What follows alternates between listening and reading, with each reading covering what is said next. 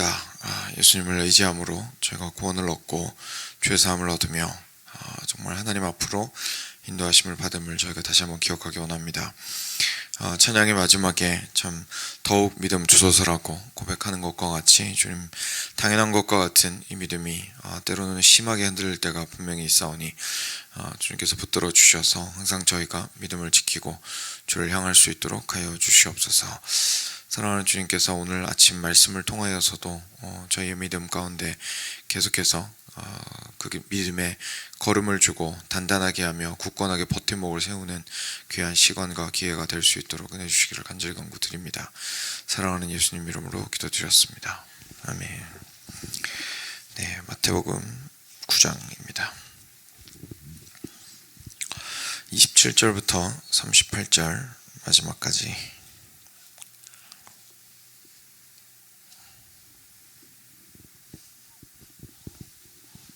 같이 교독하겠습니다. 제가 먼저 한 절 읽겠습니다.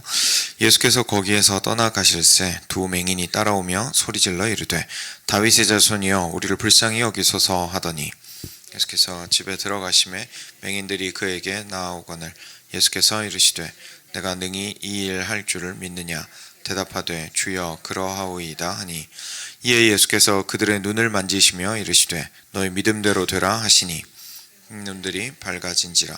예수께서 엄히 경고하시되 삼가 아무에게도 알리지 말라 하셨으나 그들이 나가서 예수의 소문을 그 온 땅에 퍼뜨리니라. 그들이 나갈 때에 귀신 들려 말 못하는 사람 예수께 데려오니 귀신이 쫓겨나고 말 못하는 사람이 말하거늘 무리가 놀랍게 여겨 이르되 이스라엘 가운데서 이런 일을 본 적이 없다 하되 바리새인들은 이르되 그가 귀신의 왕을 의지하여 귀신을 쫓아낸다 하더라. 예수께서 모든 도시와 마을에 두루 다니사 그들의 회당에서 가르치시며 천국 복음을 전파하시며 모든 병과 모든 약한 것을 고치시니라. 무리를 보시고 불쌍히 여기시니 이는 그들이 목자 없는 양과 같이 고생하며 기진함이라. 이에 제자들에게 이르시되 추수할 것은 많되 일꾼이 적으니 그러므로 추수하는 주인에게 청하여 추수할 일꾼들을 보내주소서 하라 하시니라. 아멘. 네. 계속 마태복음 보고 있습니다. 예수님께서 여러 가지 말씀과 사역으로 자신을 드러내시는데요. 오늘 한 세 가지 정도의 사건이 짧게 기록이 되어 있습니다. 그래서 첫 번째 보시면 맹인들 이야기가 나옵니다. 눈먼 자 두 사람이 소리를 지릅니다. 다윗의 자손이여 우리를 불쌍히 여겨 주시옵소서. 근데 이 당시에 다윗의 자손이라는 거는 혹시 기억하시는지 모르겠지만 예수님께서 마지막에 십자가 못 박히시기 전에 마지막으로 예루살렘 입성하실 때 호산나 찬송 사람들이 불렀던 거 기억하시죠? 그때 사람들이 예수님한테 다윗의 자손이요 이렇게 불렀거든요. 그러니까 이 다윗의 자손이라는 것이 그냥 단순한 표현이 아니고 그냥 가족에 대한 족보 따지는 게 아니고 지금 뭘 얘기하고 있는 거냐면 우리한테 왕으로 오신 분이시여 이렇게 소리 지르고 있는 겁니다. 그러니까 메시아여 라고 얘기를 하고 있는 거죠. 그러니까 이것 자체가 사실 굉장한 고백입니다. 아시다시피 메시아는 굉장히 오랜 기간 동안 이스라엘 백성들이 하나님께서 하신 예언에 기초해서 가져왔던 소망이고 기대함이고 믿음이고 이랬는데 다들 잘 아시다시피 소원은 우리가 하는 것이 맘대로지만 내 맘대로 소원할 수 있지만 실제로 그 일이 이루어지는 것을 보는 거는 사실 굉장한 일이잖아요. 이렇게 큰 일일수록. 근데 메시아에 대해서 계속 소망하고는 있었지만 실제로 오신 분을 믿고 그리고 그분을 향해서 확신을 가지고 소리치는 것은 사실 그건 또 다른 문제인 것 같습니다. 왜냐하면 바리새인들이 메시아를 몰랐던 게 아니거든요. 메시아를 알았는데도 예수님 보고 인정하기 싫었던 거죠. 그런데 이 두 맹인은 아이러니하죠. 눈에 보이는 건 없습니다. 맹인이잖아요.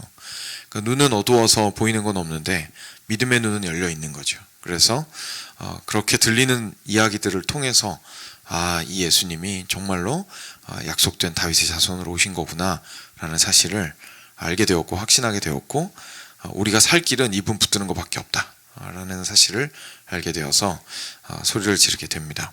그래서 두 맹인이 따라오며 소리질러 이르되 다윗의 자손이여 우리를 불쌍히 여기소서라고 하죠. 그랬더니 예수님께서 그 집에 들어가십니다. 그래서 맹인들이 그에게 나아오거늘 예수님께서 물어보시죠. 내가 능히 이 일 할 줄을 믿느냐. 그러자 주여 그러하오이다 대답하니까 예수님께서 눈을 만지시면서 너희의 믿음대로 될지니라 라고 하십니다. 그때 놀랍게도 그 눈이 밝혀졌습니다. 여기에서 예수님께서 내가 능히 이 일 할 줄을 믿느냐라고 말씀하신 거는 결국 우리가 이제까지 살펴봤던, 앞서서 좀 꼼꼼하게 보았던 나병 환자라든지 베드로의 장모라든지 또는 백부장의 하인이라든지 이런 사람들이랑 다 연결이 되어서 결국은 예수님을 향한 믿음을 의미를 하는 거죠. 눈을 뜨게 할 것은 내 눈이 언젠가는 무슨 방법으로든 떠질 겁니다. 이런 것을 신뢰하는 것이 아니라 예수님이 다윗의 자손이시기에, 예수님이 메시아이시기에 당신께서는 나를 구원하실 수 있는 능력이 있습니다. 지금 제가 앞이 하나도 안 보이니까 주님, 저희 눈을 열어주실 줄을 제가 압니다 라고 이제 고백을 한 거고, 예수님께서도 그걸 확인하신 거죠. 네가 그냥 좋은 일이 너한테 일어날 거라고는 걸 믿는 게 아니라 내가 너의 눈을 열어줄 것을 믿느냐. 믿습니다 주님 이라고 하니까, 그러니까 너희의 믿음대로 될지니라 라고 얘기를 한 겁니다. 무슨 말입니까? 네가 믿은, 내가 너희가 믿은 바로 그 사람 맞아, 이 얘기죠. 네가 나한테 다윗의 자손이라고 믿음으로 고백하였고, 네가 나한테 하나님의 아들이라고 믿음으로 고백하였고 하였다면, 그래 그 말이 맞아, 내가 메시아야. 그러니 그 믿음대로 될지어다. 나에게는 너의 눈을 열어줄 권세가 있단다. 이렇게 말씀하신 겁니다. 그래서 놀랍게도 그들의 눈이 실제로 밝아지게 됩니다.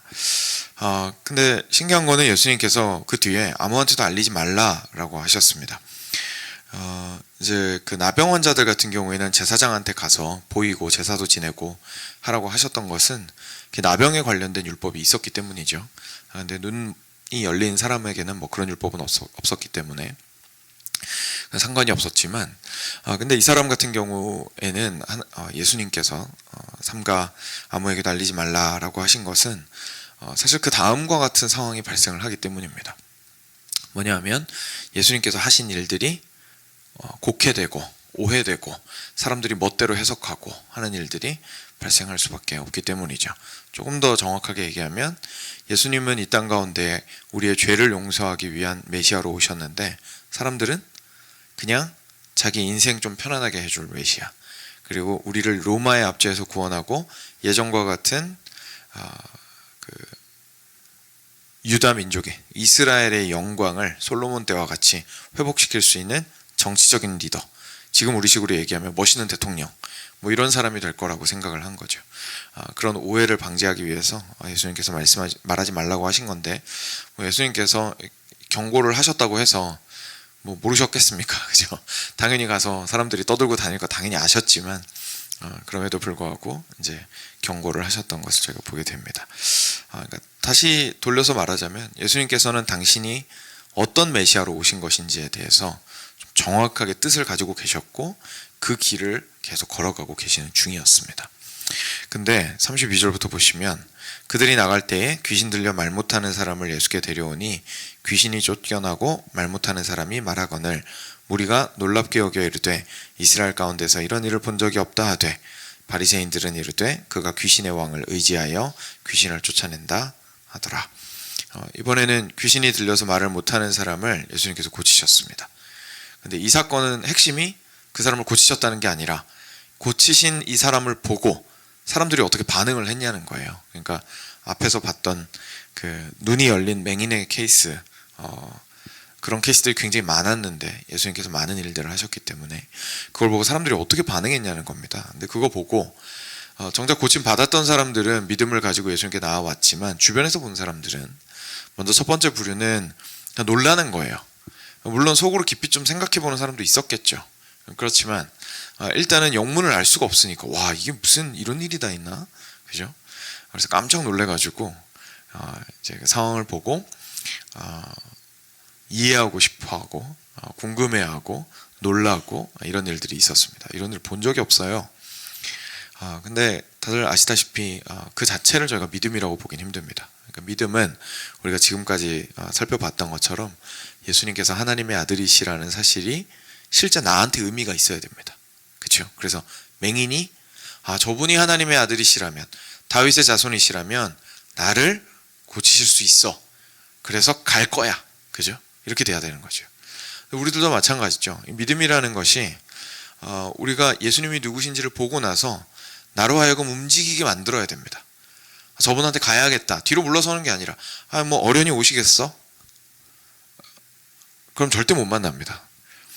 성경에서 계속해서 두드리고 찾으라고 말씀하셨지 어련히 오시겠어라고 말씀하지 않으셨거든요. 그러니까 우리가 여기서 계속해서 나아가게 된다는 것 자체가 그 시작점이 하나님께 있습니다. 여러분, 저희가 좀 많이 오해하는 게 있죠. 하나님 앞에 나아가는 것이 전적으로 하나님의 은혜다라고 저희가 배웁니다. 그렇죠? 저도 그렇게 설교 많이 하고요. 그게 맞는 말입니다. 근데 우리가 오해하는 게 하나님께서 우리를 전적으로 당신에게로 인도하시기 때문에 나는 가만히 있어도 된다라고 생각을 하는 게 엄청난 오해입니다. 그러니까 그게 하나님께서 나를 구슬르신다.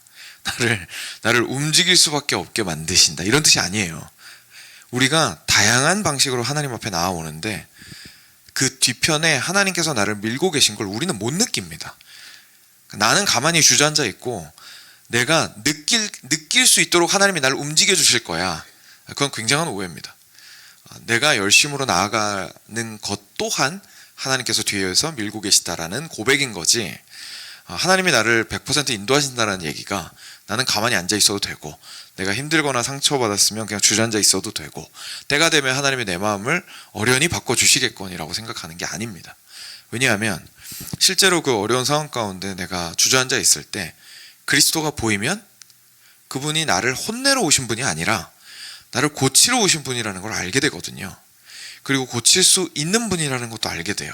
그럼 어떻게 됩니까? 혈루병 환자가 병이 안 나았는데도 사람들 비집고 예수님 찾아간 것처럼 내가 힘들고 연약해서 못 가요 라고 말 안 하는 거예요. 왜냐면 살 수 있는 길이 거기밖에 없으니까. 그죠? 질질 몸을 끌면서라도 가는 거죠. 눈이 안 보여서 못 가서 소리를 지르더라도 만나야 되는 겁니다. 그죠? 그러니까 그렇게 예수님께로 단지 놀라는 것만으로는 부족합니다. 우리는 예수님이 누구신지를 알게 되면 나를 살리실 수 있는 분이라는 확신이 들 때에 그분을 향해서 나아갈 수밖에 없습니다. 그래서 그 마음의 가난함과 그리고 굉장히 절박함과 그리고 그 절박함에서부터 출발한 적극성이 나와야죠. 그것이 우리의 삶 가운데 꼭 필요합니다. 그런데 심지어 34절 같이 바리새인과 같은 사람들도 있었습니다. 이 사람들이 참 안타까우면서도 또 저희들에게 많은 경고를 주는 모습인 건데, 이 사람들은 남의 일처럼 생각하는 걸 넘어서서 아예 무시하려고 했죠. 예수님의 그 행적들을. 그리고 무시를 심지어 넘어서서 거의 저주에 가까운 말을 합니다. 뭐라고 얘기하냐면 그가 귀신의 왕을 의지하여 귀신을 쫓아낸다 라고 얘기하고 다녔습니다. 무슨 뜻일까요?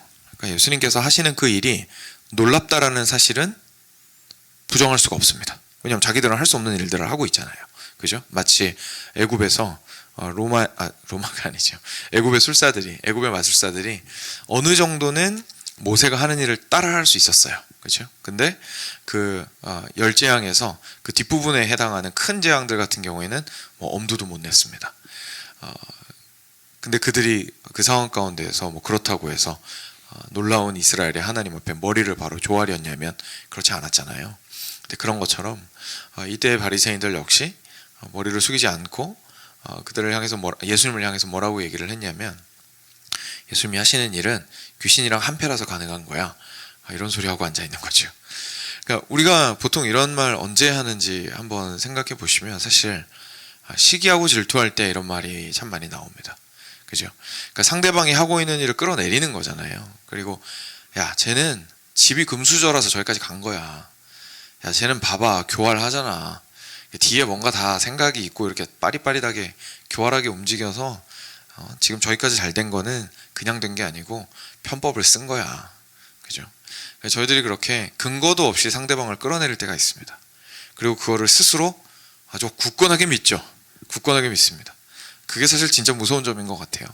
약간 속상해서 상대방을 한 번쯤 끌어내려 볼 수도 있겠죠. 저희는 연약한 사람들이니까요. 근데 진짜 무서운 건 내 맘대로 끌어내린 다음에 거기에 주저앉아 버리는 겁니다. 내가 맞아, 내 생각이 맞아, 저 사람은 귀신을 힘입어서 저런 행동할 수 있는 거야. 거기에 확신을 실는 거죠. 아이러니하죠.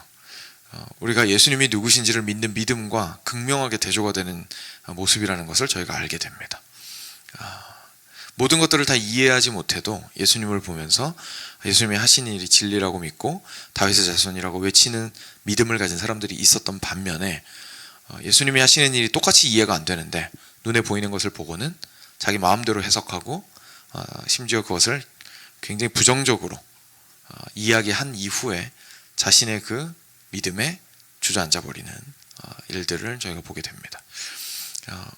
근데 저희가 시기 질투는 보통 언제 하는 거죠? 사실 저희들 입장에서는 예수님을 시기한다는 게 말이 안 되잖아요. 그렇죠? 저희 예수님 믿는 사람들이니까 예수님 믿는 사람들 입장에서 예수님을 시기한다는 게 무슨 말이지? 약간 그런 생각이 들 정도로 예수님을 시기하는 게 이해가 안 되는데, 지금 바리새인들이 예수님을 시기했다는 것은 결국 바리새인들이 어떤 마음을 가지고 있었다는 겁니까? 자기들이 내려올 마음이 없었다는 거죠. 자기 자리에서. 그러니까 시기는 결국 그런 것들입니다. 그렇죠?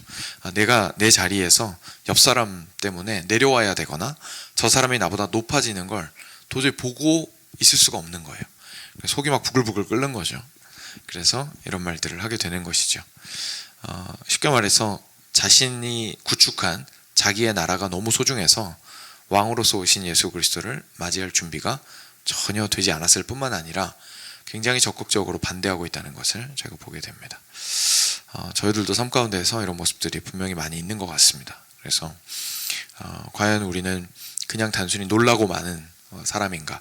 뭐 대단하시네, 대단하시니까 어련히 오시겠어, 또는 심지어 굉장히 적극적으로 나의 인생의 주인으로 들어오시는 것을 거부하고 있는가? 저희가 일반적인 사람들의 반응과 그리고 바리새인의 반응을 통해서 저희들의 삶을 좀 돌이켜볼 수 있었으면 좋겠습니다. 끝으로 예수님께서 추수할 일꾼에 대해서 이야기하십니다. 근데 이때 참 예수님께서 행하신 모든 사적들을 35절에 이렇게 한 구절로 쫙 요약을 하면서 모든 도시와 마을에 두루 다니사 그들의 회당에서 가르치시며 천국 복음을 전파하시고 모든 병과 모든 약한 것을 고치십니다 라고 하신 일들을 요약을 잘 하고 있고요. 그리고 나서 왜 그러셨는지가 나와요. 무리를 보시고 불쌍히 여기시니 이는 그들이 목자 없는 양과 같이 고생하며 기진함이라.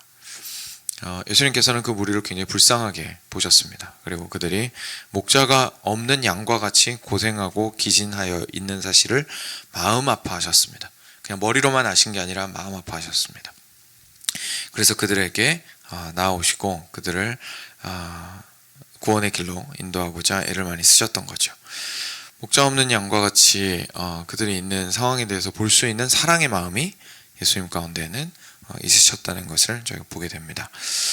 그리고 그런 마음이 결국은 그들을 향해서 35절에 나오는 그 모든 사역들을 하시게 했다라는 것을 알 수 있습니다. 근데 그 다음에 뭐라고 얘기하시냐면 제자들한테 추수할 것은 많은데 일꾼이 적으니 그러므로 추수하는 주인에게 청하여 추수할 일꾼들을 보내어 주소서 라고 예수님께서 말씀하십니다. 근데 여러분 이게 지금 연결이 돼 있잖아요. 예수님께서 어떤 마음으로 사역하셨던 것이랑 그 다음에 추수하는 일꾼을 달라고 얘기하는 거랑 연결돼 있잖아요. 그러니까 결국 무슨 얘기하고 싶으신 거죠? 같은 마음을 가진 사람들을 주여 세워 주시옵소서 라고 기도하라는 얘기입니다. 그죠? 하나님, 목자 없는 양과 같이 힘들게 주님이 없이 그 가운데서 살아가고 있는 이들이 너무나 많이 있으니 주님, 같은 마음을 가지고 그 불쌍한 마음으로 그들을 향하여 두루 다니며 회당에서 가르치고 천국 복음을 전파하며 그들을 위하여 예수님만큼 병과 약한 것을 고칠 수는 없겠지만 그래도 주님의 이름을 힘입어서 함께 기도하고 하나님 앞에 주님께로 함께 나아가게 할 수 있는 이들을 불러주십시오 라고 기도하라 라고 예수님께서 말씀하신 겁니다. 저는 어릴 때 아무래도 사역자 자녀로 컸기 때문에 그러니까 이런 말씀을 읽으면 사실 남의 얘기 같진 않았거든요. 오히려 좀 압박으로 많이 느꼈던 것 같아요. 왜냐하면 부모님이 굉장히 명확하게 추수할 일꾼으로 살고 계셨기 때문에, 그리고 이 기도를 자주 하셨던 기억이 있습니다. 제가 그래서 항상 같이 기도할 때에 주님 추수할 일꾼을 보내어 주십시오 이런 기도 많이 하셨거든요. 그런데 제가 좀 돌이켜 생각해 보건대 저희들이 일반적으로 생각을 할 때에 이 말씀을 모든 그리스도인에게 적용은 잘 못하고 있지는 않은가라는 생각이 좀 들더라고요. 왜냐하면 이게 특수하게 저처럼 사역자와 굉장히 가까운 관계에 있는 사람이 아니고는, 그리고 특별히 자기 마음 가운데 하나님께서 전도나 선교에 대한 마음을 막 강하게 부어주시는 사람이 아니고는 사실 추수할 일꾼으로 내가 부름받았다라는 생각은 잘 하지 못할 수가 있습니다. 그렇죠? 근데 지금 예수님께서 뭐라고 말씀하시냐면 사람 모자르다라는 얘기거든요. 그죠? 여러분, 사람 모자르는데 가릴 게 어디 있습니까? 그렇지 않습니까? 그러니까 예수님께서 우리를 당신의 자녀로 불러주셨는데 결국 그것은 우리를 추수할 일꾼으로 불러주셨다는 얘기입니다. 그 얘기는 오늘 말씀 이야기하시는 것은 일단 전도 나가는 건 두 번째 문제고요. 예수님과 같은 마음을 가지라는 겁니다. 예수님과 같은 마음을 가졌을 때에서야 비로소 우리가 어떤 방식으로든 나갈 수 있기 때문이죠. 다 같이 나가서 노방전도하자 이런 얘기가 아니라 저희가 있는 위치에서도 남편에게, 아내에게, 자녀들에게, 부모에게, 나와 거래하는 사람에게, 내가 자주 만나는 친구에게, 심지어 교회 안에서 서로 사랑하는 사람들 또는 조금 어려운 사람들을 만난다 할지라도 무엇이든 간에 내가 추수하는 일꾼이다라는 정체성을 가질 필요가 있다는 얘기입니다.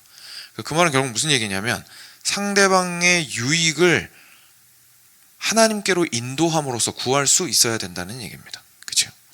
그래서 상대방이 내가 한 말로 인하여 하나님에게서 멀어질 것 같다, 추수하는 일꾼의 태도가 아니죠. 그죠? 내가 내 기분대로 말했어요. 내 속은 시원한데 상대방은 하나님에게서 멀어졌어요.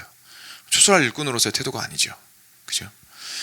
상대방에 대해서 하나님에게로 조금이라도 더 가까이 나아오게 했으면 하는 마음에서 우리들이 행동하게 되려면 결국 그리스도의 이런 마음을 가질 수 있어야 할 겁니다. 주기도문 설교하면서 말씀드렸던 것처럼 기도는 결국 우리의 소원을 보여주는 것입니다. 추수할 일꾼 보내달라고 계속 기도는 하는데 내가 추수할 일꾼이 될 마음은 전혀 없어요. 그럼 사실 그 기도가 허공에 맴도는 메아리일 수밖에 없겠죠.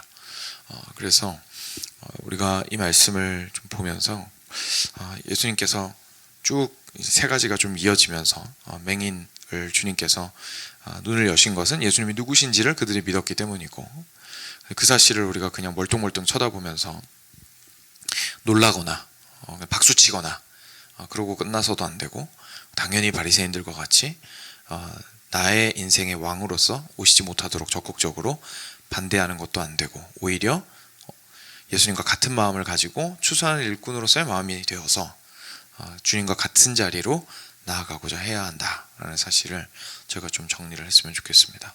그래서 그러한 마음을 주님께서 부어주시기를 원합니다. 우리의 삶이 작고 별 볼 일 없어 보여도 분명히 주님께서는 큰 일을 하라고 말씀하신 게 아니라 그냥 나를 닮으라고 얘기하신 겁니다. 그래서 우리가 주님을 따라가는 그 자들이라는 사실을 오늘도 잊지 않으셨으면 좋겠습니다. 같이 기도하겠습니다. 들으신 말씀 기억하시면서 함께 기도하시고요. 그냥 두 번째